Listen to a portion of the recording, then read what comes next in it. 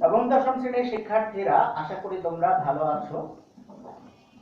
আমি আল্লাহর রহমতে ভালো আছি। আজ আমি তোমাদের গণিত বইয়ের একাদশ অধ্যায় থেকে বীজগাণিতিক অনুপাত ও সমানুপাত, অ্যালজেব্রিক রেশিও অ্যান্ড প্রপোর্শন নিয়ে আলোচনা করব। তাহলে আজকে আমাদের পাঠের শিরোনাম হচ্ছে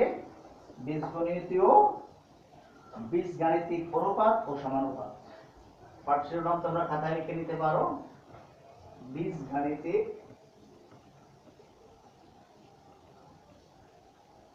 অনুপাত ও সমানুপাত।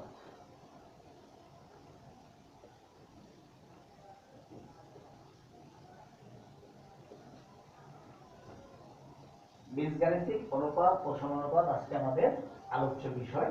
এটার ইংরেজি হচ্ছে অ্যালজেব্রিক রেশিও অ্যান্ড প্রপোর্শন। অধ্যায় 11, পৃষ্ঠা হচ্ছে 205। অনুপাত ও সমানুপাতের ধারণা থাকা আমাদের জন্য খুবই গুরুত্বপূর্ণ। সপ্তম শ্রেণীতে পাটিগণিতীয় অনুপাত ও সমানুপাত বিশেষভাবে আলোচনা করা হয়েছে। এই অধ্যায়ে আমরা বীজগণিতীয় অনুপাত ও সমানুপাত সম্পর্কে আলোচনা করব। আমরা প্রতিনিয়তই নির্মাণ সামগ্রী ও বিভিন্ন প্রকার খাদ্য সামগ্রী তৈরিতে, ভোগ্যপণ্য উৎপাদনে, জমিতে সার প্রয়োগে, কোনো কিছুর আকার আয়তন দৃষ্টিনন্দন করতে এবং দৈনন্দিন কার্যক্রমের আরো অনেক ক্ষেত্রে অনুপাত ও সমানুপাতের ধারণা প্রয়োগ করে থাকি। ইহা ব্যবহার করে দৈনন্দিন জীবনে অনেক সমস্যার সমাধান করা যায়।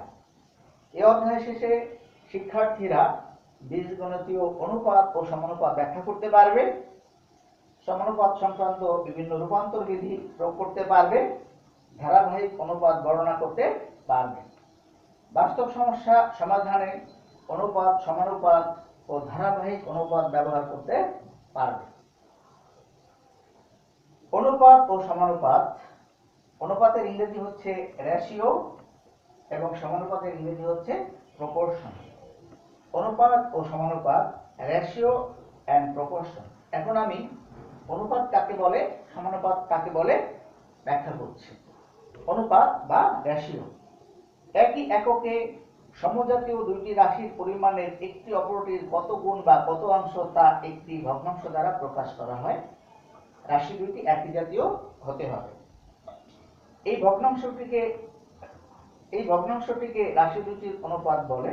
অনুপাতের ডেফিনিশনটা আমি আবার করছি, মনোযোগ দিয়ে শোনো তোমরা। একই এককে সমজাতীয় দুইটি রাশির পরিমাণের একটি অপরটির কত গুণ বা কত অংশ তা একটি ভগ্নাংশ দ্বারা প্রকাশ করা যায়। এই ভগ্নাংশটিকে রাশি দুইটির অনুপাত বলে। দুইটি রাশি পি ও কিউ এর অনুপাতকে এভাবে প্রকাশ করা হয়, আমরা বলি P is to Q. P is to Q এভাবে লিখলেও চলে, পি বাই কিউ এই আকারে লিখলেও চলে। দুটি রাশি পি ও কিউ এর অনুপাতকে পি ইস টু কিউ সমান পি বাই কিউ আকারে লেখা যায়। পি ও কিউ রাশি দুইটি সমজাতীয় এবং একই এককে প্রকাশিত হবে। অনুপাতে পি কে বলা হয় পূর্ব রাশি, এটাকে বলা হয় পূর্ব রাশি, আর এটাকে বলা হয় উত্তর রাশি। এগুলো তোমরা সপ্তম শ্রেণীতে এগুলো শিখেছো, কোনটা পূর্ব রাশি কোনটা উত্তর রাশি। এখানেও এই প্রসঙ্গ উল্লেখিত হয়েছে। পি ও কিউ রাশি দুটি সমজাতীয় এবং একই এককে প্রকাশিত হতে হবে। অনুপাতে পি কে পূর্ব রাশি এবং কিউ কে উত্তর রাশি বলা হয়। অনেক সময় আনুমানিক পরিমাপ করতেও আমরা অনুপাত ব্যবহার করি। যেমন সকাল 8টায় রাস্তায় যে সংখ্যক গাড়ি থাকে, 10টায় তার দ্বিগুণ গাড়ি থাকে। এক্ষেত্রে অনুপাত নির্ণয়ে গাড়ির প্রকৃত সংখ্যা জানার প্রয়োজন হয় না।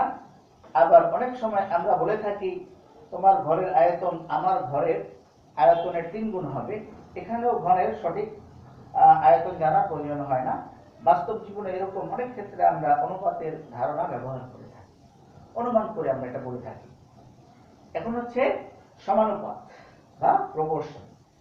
যদি চারটি রাশি এরূপ হয় যে প্রথম ও দ্বিতীয় রাশির অনুপাত তৃতীয় ও চতুর্থ রাশির অনুপাতের সমান হয়, তবে ওই রাশি চারটি নিয়ে একটি সমানুপাত উৎপন্ন হয়। এ বি সি ডি এরূপ চারটি রাশি হলে আমরা লিখি এস টু বি সমান C is to D. ABCD যদি সমানুপাতিক রাশি হয় তাহলে হবে a:b সমান c:d। এটা কিভাবেও লেখা যায় a/b সমান c/d। তাহলে সমানুপাতের ডেফিনেশনটা আমি আবার উল্লেখ করছি, যদি চারটি রাশি এরূপ হয় যে প্রথম ও দ্বিতীয় রাশির অনুপাত তৃতীয় ও চতুর্থ রাশির অনুপাতের সমান হয়, তবে ওই রাশির চারটি নিয়ে একটি সমানুপাত উৎপন্ন হয়। এ বি সি ডি এরূপ চারটি রাশি হলে আমরা লিখি a:b সমান c:d। সমানুপাতের চারটি রাশি এক জাতীয় হওয়ার প্রয়োজন হয় না, প্রত্যেক অনুপাতের রাশি দুটি একই জাতীয় হলে চলে। যেমন এখানে এই দুটো রাশি একই জাতীয় এবং এই দুটো রাশি একই জাতীয় হলে চলবে। এখানে আরেকটা টার্মস রয়েছে ক্রমিক সমানুপাতি, কন্টিনিউড প্রপোর্শন। এখানে রাশি হবে তিনটা। এবিসি ক্রমিক সমানুপাতি বলতে বোঝায় a:b সমান b:c।